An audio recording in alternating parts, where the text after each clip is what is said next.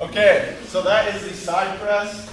In doing the side press, you are working the abdominals more, but like I said, you can handle heavier weights or do more reps of this than the military press.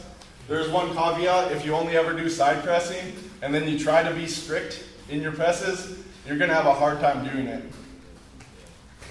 Next, let's move on to the bench press. Has anyone done the bench press before? It's an old time lift. It's not the bench press. We're not laying down on a bench. It's called the bench press because you're bending over. And this move actually isn't much of a press at all. It's more of a support position as you're moving your body to get into place. It kind of looks like the side press. I'm just going to show it to you.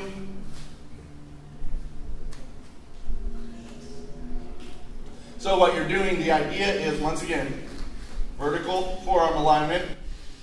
You're leaning away from it. I'm keeping contact of the upper arm against the body. Notice you've lost it there, the upper arm contact.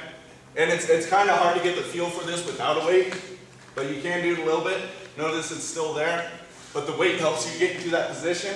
So here you're going to be leaning away, and once you get to the bottom, usually there's some forward lean and twist.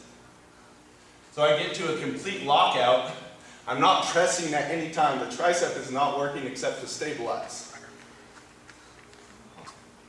This takes some flexibility at the bottom. Then usually you're going to overhead squat and come to a top position. The old-time strongman, Arthur Saxon, put 370 pounds overhead with a single arm in this manner. If you get really good at it, you can handle very big weights. This one takes some practice and getting used to. So, starting here, everyone goes step by step. Put a kettlebell in your hand. Start in the rack position. You're going to bring it out to the side. Your elbow's actually a little bit rear of your hip. You want to have as much contact of the upper arm to your lat as possible. Flex your lat. If I go like this, that's me flexing and letting go of my lat. That lat is the shelf on which you're resting. From here, keeping forearm vertical. If you lose it this way, that way, you're going to lose the weight. If it's a light kettlebell, you can manage, but once you get something heavy, you're not going to be able to hold it there. Anything but a perfect support. Then lean away. Extra arm, you're going to have the knee above the kneecap. That's going to help support. And you keep leaning away until your arm is fully locked out. From here, squat down on your other leg to get to an overhead squat position. Look at the kettlebell the whole time.